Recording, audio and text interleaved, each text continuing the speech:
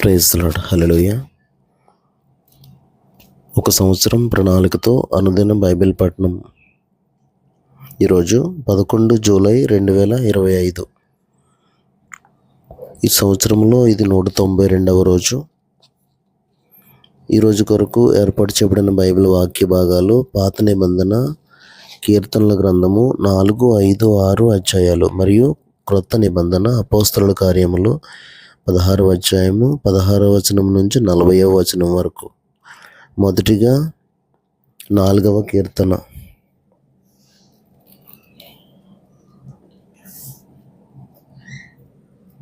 నా నీతికి ఆధారమగు దేవా, నేను మొరపెట్టినప్పుడు నాకు ఉత్తరమిమ్ము. ఇరుకులో నాకు విశాలత కలుగజేసిన వాడవు నీవే. నన్ను కరుణించి నా ప్రార్థన అంగీకరించుము. నరులారా, ఎంతకాలం నా గౌరవమును అవమానముగా మార్చెదరు? ఎంతకాలం వ్యర్థమైన దానిని ప్రేమించెదరు? ఎంతకాలం అబద్ధమైన వాటిని వెదకెదరు? యెహోవా తన భక్తులను తనకు ఏర్పరచుకొనుచున్నాడని తెలుసుకొనుడి. నేను యెహోవాకు మొరపెట్టగా ఆయన ఆలకించును. భయం నుండి పాపం చేయకుడి. మీరు పడకల మీద నుండగా మీ హృదయములలో ధ్యానం చేసుకుని ఊరకుండుడి. నీతియుక్తమైన బలులు అర్పించుచు యెహోవాను నమ్ముకొనుడి. మాకు మేలు చూపు వాడెవడని పలుకువారు అనేకులు. యెహోవా, నీ సన్నిధి కాంతి మా మీద ప్రకాశింపజేయము. వారి ధాన్య ద్రాక్షరసములు విస్తరించిన నాటి సంతోషము కంటే అధికమైన సంతోషము నీవు నా హృదయంలో పుట్టించితివి. యెహోవా, నెమ్మదితో పండుకుని నిద్రపోవుదును. నేను ఒంటరిగా నుండినను నీవే నన్ను సురక్షితముగా నివసింపజేయుదువు. 5వ కీర్తన. యెహోవా, నా మాటలు చెవిని పెట్టము, నా ధ్యానము మీద లక్ష్యముంచుము. నా రాజా, నా దేవా, నా ఆర్తధ్వని ఆలకించుము. నిన్నే ప్రార్థించుచున్నాను. యెహోవా, ఉదయమున నా కంఠస్వరం నీకు వినబడును. ఉదయమున నా ప్రార్థన నీ సన్నిధిని సిద్ధం చేసి కాచి ఉందును. నీవు దుష్టత్వమును చూచి ఆనందించు దేవుడవు కావు. చెడుతనమునకు నీ యొద్ద చోటు లేదు. డాంబికులు నీ సన్నిధిని నిలువలేరు. పాపం చేయవారందరూ నీకు అసహ్యులు. అబద్ధమాడు వారిని నీవు నశింపజేయుదువు. కపటము చూపి నరహత్య జరిగించువారు యెహోవాకు అసహ్యులు. నేనైతే నీ కృపాతిశయమును బట్టి నీ మందిరంలో ప్రవేశించదను. నీ ఎడల భయభక్తులు కలిగి నీ పరిశుద్ధాలయం దిక్కు చూచి నమస్కరించదను. యెహోవా, నీ కొరకు పొంచి ఉన్న వారిని బట్టి నీ నీత్యానుసారముగా నన్ను నడిపింపము. నీ మార్గమును నాకు స్పష్టంగా కనబరచుము. వారి నోట యథార్థత లేదు. వారి అంతరంగము నాశనకరమైన గుంట. వారి కంఠము తెరచిన సమాధి. వారు నాలుకతో ఇచ్చకములాడుదురు. దేవా, వారు నీ మీద తిరుగుబడి ఉన్నారు. వారిని అపరాధులనుగా తీర్చుము. వారు తమ ఆలోచనలో చిక్కుబడి కూలుదురుగాక. వారు చేసిన అనేక దోషములను బట్టి వారిని వెలివేయము. నిన్ను ఆశ్రయించు వారందరూ సంతోషించుదురు. నీవే వారిని కాపాడుదువు గనుక వారు నిత్యము ఆనందధ్వని చేయుదురు. యెహోవా, నీతిమంతులను ఆశీర్వదించు వాడవు నీవే. కేడెంతో కప్పినట్లు నీవు వారిని దయతో కప్పెదవు. కావున నీ నామమును ప్రేమించువారు నిన్ను గూర్చి ఉల్లసింతురు. 6వ కీర్తన. యెహోవా, నీ కోపం చేత నన్ను గద్దింపకము. నీ ఉగ్రతతో నన్ను శిక్షింపకము.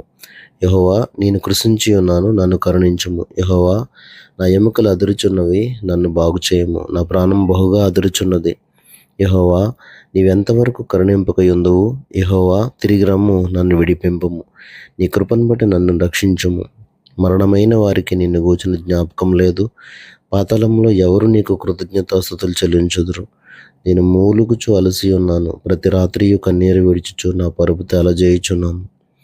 నా కన్నీళ్ళ చేత నా పడక కొట్టుకొని పోవచున్నది. విచారం చేత నా కన్నులు గుంటలు పడుచున్నవి. నాకు బాధ కలిగించే వారి చేత అవి చివికి ఉన్నవి.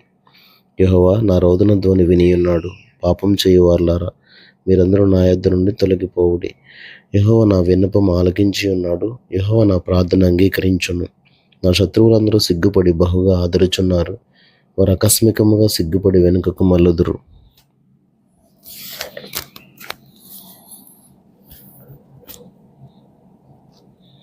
క్రొత్త నిబంధన అపోస్తలుల కార్యములు 16వ అధ్యాయము 16వ వచనం నుండి 40వ వచనం వరకు.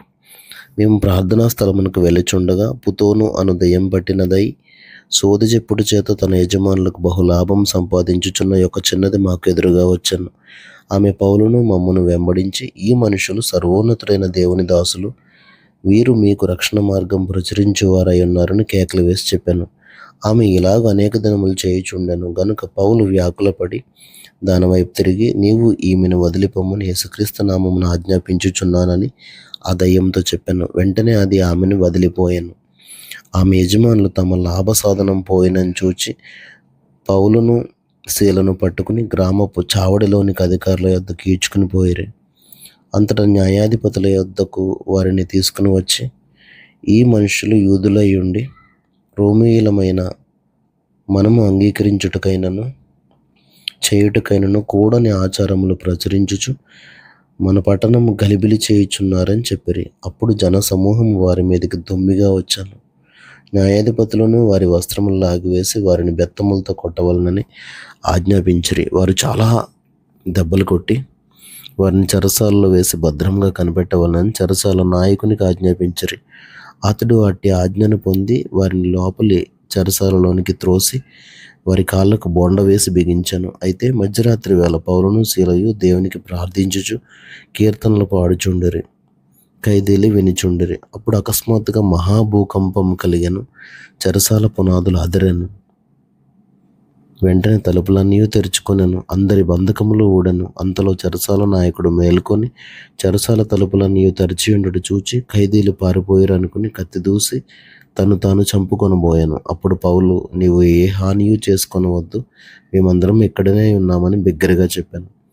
అతడు దీపము తెమ్మని చెప్పి లోపలికి వచ్చి వణుకుచు పౌలునకు శీలకును సాగిలపడి వారిని వెలుపలికి తీసుకుని వచ్చి, అయ్యలారా, రక్షణ పొందుటకు నేనేం చేయవాలని అనేను. అందుకు వారు, ప్రభు అయిన యేసునందు విశ్వాసం ఉంచుము, అప్పుడు నీవును నీ ఇంటి వారును రక్షణ పొందుదురని చెప్పి అతనికిని అతని ఇంటనున్న వారికి అందరికీ దేవుని వాక్యం బోధించరు. రాత్రి ఆ గడియలోనే అతడు వారిని తీసుకుని వచ్చి వారి గాయములు కడిగాను. వెంటనే అతడును అతని ఇంటి వారందరూ బాప్తిస్మం పొందిరి.